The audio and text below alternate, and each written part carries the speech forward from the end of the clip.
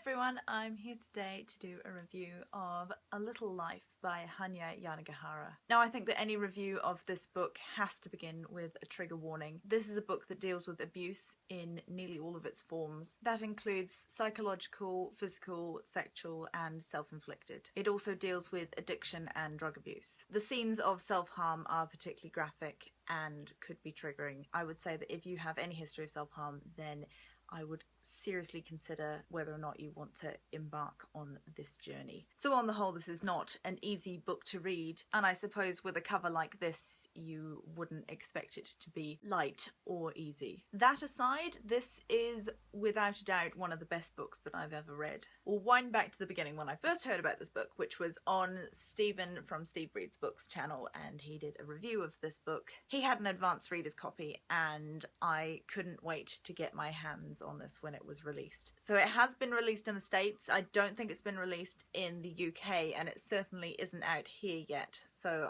I had to order this especially. But I think if you asked at most bookshops they would be able to get their hands on it. After Stephen's review I also heard Jenny from Adultish Books review it, and that just confirmed that this was a book that I had to read. I mean, Stephen said it was better than The Goldfinch, and he is a big Don Tartt fan like me, so I certainly wasn't going to be waiting until it was released officially here in August. So like The Goldfinch, this is set in New York, and it follows four friends from the end of their college days pretty much throughout their lives. They're all high flyers and are very talented at what they do. There's an artist, an architect, a lawyer and an actor. And at the core of this group is Jude, and he's the character who we hear the most about. He is really the centre of this story, but we hear about his story from a number of different narrators. Jude is also the enigma of the group. They really don't know much about his past at all, and he has this strange injury that they don't know the origins of and that he never talks about. So all of his friends have assumed that he had some sort of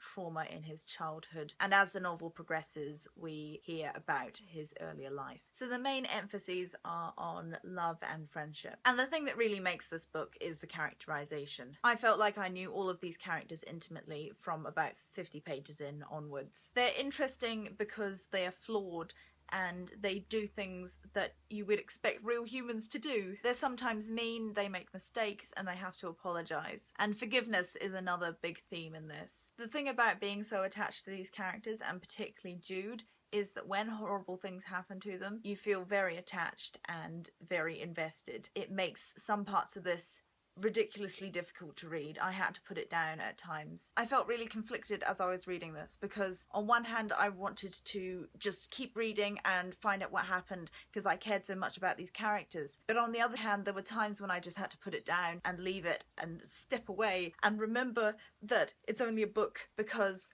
things get really tough. I must say it was really good to know people who had already read this, who I could tweet to and ask for emotional support. That's not something I've ever needed before, but I feel like you need a support network in place before you embark on this. There were a few minor things that annoyed me. One was something that Jenny mentioned, and that was the use of the pronoun he. And the thing is, this book is pretty much exclusively he's. The main cast of characters are all male. There are one or two female characters, but they're really on the periphery. So I did find it slightly confusing at times. I came to realise though that when it is unclear, it's Jude that they're talking about. The other slightly disjointed aspect that I found was the change in tense. Most of this is written in third person, but it's kind of third person as a substitute for first person, so we're seeing through Jude's eyes, but it's written in third person. There are a few sections though that are written in first person, which are from another character's point of view, and I didn't feel like that was 100% necessary. It would have worked just as well if it was all in third person, because it's always clear whose head you're really in. But those really are minor complaints on my part. The stuff that this book does well more than makes up for the few things that I've just mentioned. I mean, it would be nice if there had been a few more female characters who were a bit more fleshed out, and I would have liked to see the word bisexual used for one of the characters.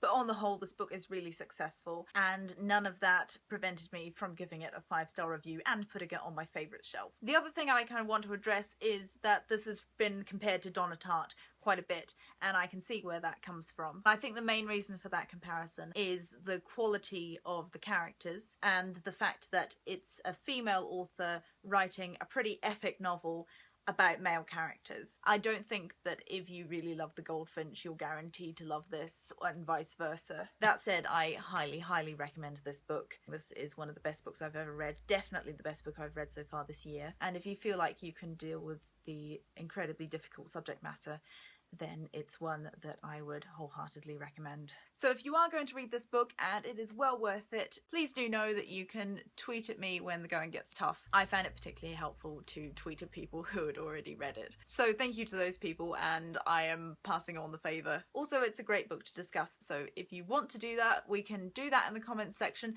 but please just put a spoiler warning if there's going to be a spoiler in the following comment. Anyway, thank you very much for listening to my review of this wonderful, wonderful book, and I will hopefully see you next time. Bye!